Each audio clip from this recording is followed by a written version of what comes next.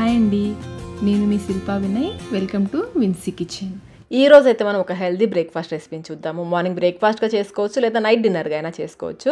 Weight loss అవ్వాలనుకున్న వాళ్ళకి కూడా ఈ బ్రేక్ఫాస్ట్ చాలా మంచిది, చాలా టేస్టీగా ఉంటుంది, చాలా ఈజీగా కూడా చేసుకోవచ్చు. ఇంట్లో పిండిలేమీ లేవనుకోండి, అప్పటికప్పుడు ఈజీగా చేసేసుకోవచ్చు. సమ్మర్లో ఇవి చలువ కూడా చేస్తాయి. చూస్తున్నారు కదా ఎంత సాఫ్ట్గా ఉన్నాయో. వీటిని ఇలా ఉట్టిగానే తినేయచ్చండి, చట్నీ కూడా ఏమీ అవసరం లేదు. నేనైతే పెరుగుతో తింటాను. మరి ఈ హెల్దీ టేస్టీ ఇన్స్టెంట్ బ్రేక్ఫాస్ట్ని ఎలా తయారు చేసుకోవాలో చూసేద్దాం రండి. ముందుగా మిక్సీ జార్లోకి మీ కారానికి తగ్గట్టుగా 2 లేదా 3 పచ్చిమిర్చిని తుంపి వేసేసుకోండి. అలాగే 5 వెల్లుల్లి రెబ్బలు, పెద్దవి 5 వెల్లుల్లి రెబ్బలు, 1/2 ఇంచ్ అల్లం ముక్కని చిన్న ముక్కలుగా కట్ చేసి వేసుకోండి. అలాగే 1 టీ స్పూన్ జీలకర్ర, 1 గుప్పెడు కొత్తిమీర వేసేసుకుని నీళ్ళేమి పోయకుండా కచ్చా పచ్చగా గ్రైండ్ చేసుకోవాలి.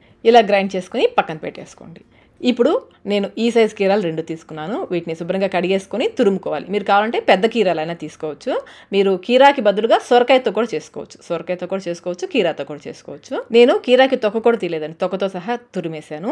ఇప్పుడు ఇందులో మనం గ్రైండ్ చేసుకున్న కచ్చాపచ్చగా గ్రైండ్ చేసుకున్న పేస్ట్ వేసేసుకోవాలి. అలాగే 1 మీడియం సైజ్ ఉల్లిపాయని బాగా చిన్న ముక్కలుగా కట్ చేసుకుని విడివిడిగా చేసి వేసుకోండి. ఇంకా 1 టేబుల్ స్పూన్ నువ్వులు, పచ్చి నువ్వులు వేయించిన కాదు, 1 టేబుల్ స్పూన్ నువ్వులు, కొంచెం ఇంగువ, 1/2 టీ స్పూన్ల సగం, 1/8 టీ స్పూన్ ఇంగువ, 2 టేబుల్ స్పూన్ల పెరుగు. మీరు పెరుగు వద్దనుకుంటే స్కిప్ చేసేయచ్చు. రుచికి సరిపడంత సాల్ట్, ఇక్కడ నేను 3/4 టీ స్పూన్ సాల్ట్ వేసాను. ఇదంతా ఒకసారి బాగా కలిసిలా కలుపుకోవాలి. ఇంకా ఇందులో మీరు కావాలంటే వేయించిన పల్లీలని కచ్చాపచ్చగా గ్రైండ్ చేసుకొని వేసుకోవచ్చు. ఇలా బాగా కలిపేసుకుని ఇందులో ఇంకొక 1/4 కప్పు జొన్న పిండి వేసుకోవాలి. ఇంట్లో పట్టించిందైనా పర్లేదు, బయట కొనదైనా పర్లేదు. 1 కప్పు జొన్న పిండి, ఇంకా 1/4 కప్పు శనగపిండి, 1/4 కప్పు శనగపిండి వేసుకోవాలి. అలాగే 1/4 కప్పు బియ్యం పిండి, ఇంకా 1/4 కప్పు గోధుమ పిండి కూడా వేసుకోవాలి. మొత్తం కలిపి 2 కప్పులు అయ్యాయి. ఇందులో 1 టీ స్పూన్ నెయ్యి కూడా వేసేసి ముందు ఈ నెయ్యి అంతా కూడా పిండికి బాగా పట్టేలా కలుపుకోవాలి. మీకు నెయ్యి వద్దనుకుంటే నెయ్యికి బదులుగా 1 టీ స్పూన్ నూనె వేసుకుని కూడా కలుపుకోవచ్చు. చూడండి, ఈ విధంగా చేత్తో బాగా రబ్ చేస్తూ పిండికి బాగా పట్టించాలి. ఇలా కలిపేసుకుని ఇప్పుడు ఈ కీరా మిశ్రమంతో పిండి అంతా కూడా బాగా కలిసేలా కలుపుకోవాలి. నీళ్ళు అయితే అస్సలు పోయొద్దు. కావాలంటే చివరిలో చెక్ చేసుకుని చివరిలో కావాలంటే వేసుకోవచ్చు. నాకైతే నీళ్ళు అస్సలు పట్టలేదండి. ఆ కీరాలో ఉన్న వాటర్తోనే మనం పెరుగు కూడా వేసాం కదా, దాంతోనే పిండి చక్కగా కలిసిపోయింది. పిండి అయితే మరీ గట్టిగా ఉండకూడదు, అలాని మరీ పల్చగా ఉండకూడదు. ఒకవేళ మీకు పొరపాటున పిండి కొంచెం పల్చగా అయిందనుకోండి, కొంచెం గోధుమ పిండి వేసి కలుపుకోండి. పిండి చూడండి, కన్సిస్టెన్సీ ఈ విధంగా ఉండాలి. మరీ గట్టిగా ఉండకూడదు, అలాని మరీ పల్చగా ఉండదు, ఈ విధంగా ఉండాలి.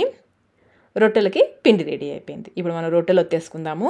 రొట్టెలు ఒత్తడానికి కాటన్ క్లాత్ కానీ కర్చీఫ్ కానీ తీసుకుని నీళ్ళతో తడిపేసి నీళ్ళన్నీ గట్టిగా పిండేసుకోవాలి. చేతిని నీటితో తడుపుకొని కొంచెం ఈ పిండిని తీసుకోండి. మీకు కావాల్సిన సైజుని బట్టి, కొంచెం ఎక్కువ కానీ తక్కువ కానీ మీకు కావాల్సిన సైజుని బట్టి పిండి తీసేసుకుని పల్చగా ఒత్తేసుకోవడమే.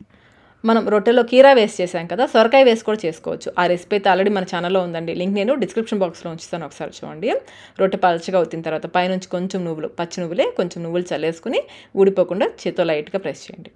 రొట్టె అయితే చూడండి మరీ మందంగా ఉండకూడదు, ఈ విధంగా కొంచెం పల్చగా ఒత్తుకోవాలి. ఇప్పుడు వీటిని మనం కాల్చుకుందాము. ప్యాన్ బాగా వేడెక్కిన తర్వాత నెయ్యి కానీ నూనె కానీ వేసేసుకుని నిదానంగా దీనిపైన క్లాత్తో సహా వేసేసేయండి. ఇప్పుడు స్లోగా ఈ క్లాత్ కూడా తీసేసి పైనుంచి మరికొన్ని నువ్వులు వేసేసుకుని ఇవి ఊడిపోకుండా చేతితో లైట్గా ప్రెస్ చేసేసేయండి.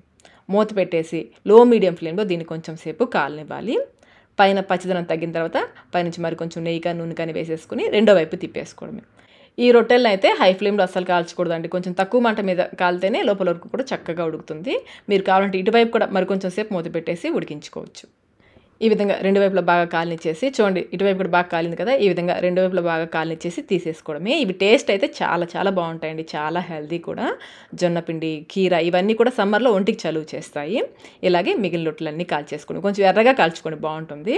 ఈ విధంగా మిగిలిన రొట్టెలన్నీ కాల్చేసుకోవడం. ఇంకా దీంట్లోకి చట్నీ కానీ ఇంకేమీ అవసరం లేదు, ఉట్టిగానే తినేయచ్చు. పిల్లలు అయితే చాలా ఇష్టంగా తినేస్తారు, చాలా సాఫ్ట్గా కూడా ఉంటాయి. వీటిని మనం మార్నింగ్ బ్రేక్ఫాస్ట్గా చేసుకోవచ్చు, నైట్ డిన్నర్గా అయినా చేసుకోవచ్చు. మనం తీసుకున్న కొలతలతో నాకైతే ఈ సైజువి 6 రొట్టెలు వచ్చాయి. దాన్ని తగ్గట్టుగా మీరు పిండి కలుపుకోండి. మరి ఇంకెందుకు ఆలస్యం, మీరు ట్రై చేసి మీకు టేస్ట్ ఎలా అనిపించిందో మాకు కామెంట్ రూపంలో తెలియచేయండి. ఈ వీడియో మీకు నచ్చినట్లయితే లైక్ చేయండి, మీ ఫ్రెండ్స్కి ఫ్యామిలీ మెంబర్స్కి షేర్ చేయండి. ఇలాంటి మరిన్ని రెసిపీస్ కోసం మన విన్సీ కిచెన్ యూట్యూబ్ ఛానల్ని సబ్స్క్రైబ్ కూడా చేసుకోండి. Thank you.